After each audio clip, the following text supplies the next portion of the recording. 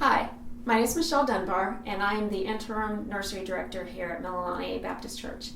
I was asked to speak today about my personal testimony as a Christian. So I know a lot of people have said they grew up in a Christian family. I did not. As a kid, we went to church for Easter and Christmas when we were real little. Parents sent us down the road to church for vacation Bible school. But that kind of quit probably by the time we were younger, elementary. And we didn't do any church whatsoever growing up until 1 year when I was in high school. My parents chose to attend a church for 1 solid year, and then they quit going again. So my personal testimony really doesn't start until college. When I hit college, I had friends who were Christians. And so I was very, very interested. I always kind of had a desire to know more about who Christ was and everything from what the Bible had said, from the little things I had heard growing up. So I went to some churches with my friends. I became very active and involved in a Christian sorority while I was in college, and was just really finding that I was learning a lot and trying to understand more about who Christ was. And then I took a job at a summer camp. And while I was at the summer camp, some things happened. Again, I had friends who were Christians that were there, but I was the type of personality who was kind of friends with everybody, regardless of where you came from, what walk of life or anything. And within about a month of being there, my Christian friends started spreading rumors and lies about me. And they were lies because I know what I was and wasn't doing. They did not. And it became very hurtful. And because of that, I started looking at what my other Christian friends were doing. And I started seeing that there was a lot of talk of what the Bible said, but a lot of them weren't necessarily doing all of that. And I just kind of got the mindset that, man, these people are a bunch of hypocrites. And so I walked away from it all. I went back to college. I completely quit the Christian sorority. I quit going to the churches with my friends, trying to find out where I stood theologically. And this lasted for several years. It wasn't until I met who would have been my then future husband, who is my husband now, that my life started changing again. Throughout that period of 4 or 5 years, I had questions though. I was asking everybody who I knew who proclaimed to be Christians and stuff. I'm like, why do you believe? What is it that you believe? What does all of this mean? And most of them didn't give me any answers. It left me just even wondering more like, why is this something I would want to do if nobody can give me an answer what it means? And it was very frustrating. I mean, most of them, and I would ask question after question, and most of them would get very frustrated, like, oh, I just believe, can't you just accept that? And I'm like, no, I can't just accept that. So when my husband and I, not husband then, future husband, when we met, I want to say it was our first or second date. He was a man of faith, spoke a lot about his beliefs and stuff, grew up in the church. So I asked him a lot of questions, and for 5 hours, I drilled this man on why he believed, what it meant to be a Christian, and he had answers. It really intrigued me, and it very definitely amazed me that I had actually met somebody who was able to tell me why he believed what he believed and why having faith was so important and what it meant for me. So move forward a little bit. We dated and obviously got married. And after we were married, we started attending church regularly together. And it was during that time that I came to realize who Christ was and that I came to accept him as my Lord and Savior. So after that time, I made the statement of faith, which would have been in 97, if I'm remembering the years correctly, that I became a Christian. But I didn't get baptized right away. It was several years later, after having my third child, before I actually took that step of becoming baptized. And part of that was because when we started attending church, they didn't do the church we attended was not a believer's baptism church. It was, if you were baptized as an infant. Well, my parents had me baptized as an infant. So even though I said I want to be baptized, they're like, oh, well, you don't need to. You already had it done. So years later, when we were attending a different church that did believer's baptism, I really felt led by God that is what I needed to do. That was the next step of my journey, was to get baptized. And so I did. That would have been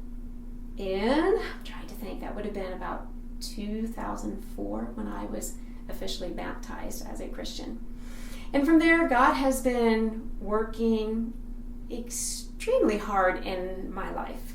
And sometimes I say not just baby steps. Initially it was baby steps, but then he kind of was leaps and bounds asking me to do things that were way outside of my comfort zone. One of the first things was when I started doing children's ministry. And we were at a church, and when we had a large Wednesday night ministry, and somebody had asked me if I would become one of the helpers in a Wednesday night class. And I'm like, oh yeah, I can do that.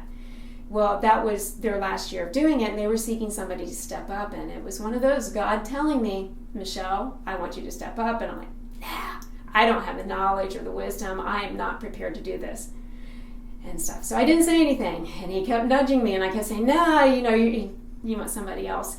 So finally I'm like, okay, God, I'm just going to ask. I'm sure somebody has stepped up by now. And I asked the leader, I'm like, have you found somebody? They're like, no, why are you interested? And I'm like, okay, well, am I interested? Not so much, but God tells me I'm interested.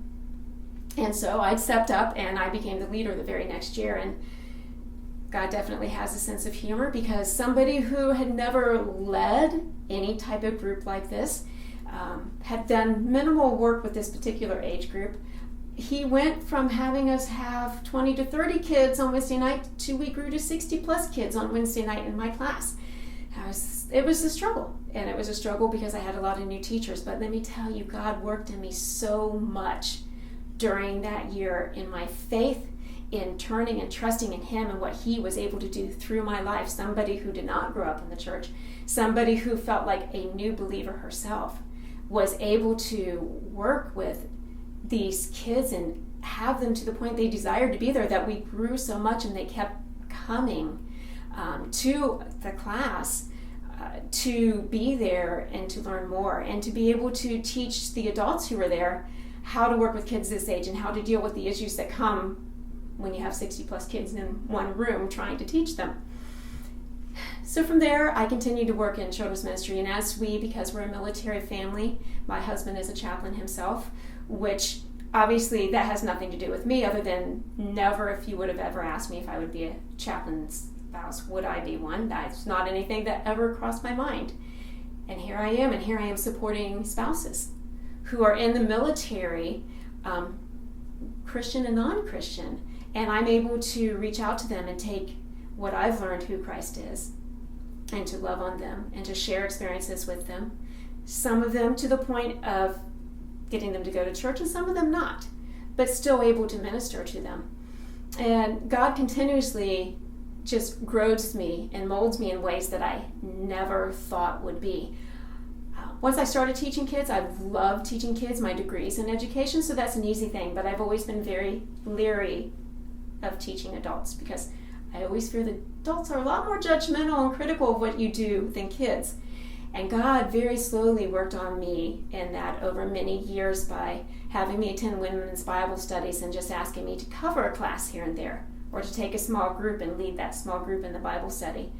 And then we come here to Mililani Baptist Church, and that's the area where God has really, really worked on growing me and molding me in ways that I never thought I would, to where I now lead a Thursday night Bible study. And right now, because of COVID and our situation, I have actually been developing the questions myself for our class time, and doing the research and studying it and teaching it and putting the study together, all obviously not by myself, because God is leading and guiding me in all of this ways, in ways that I never would have expected.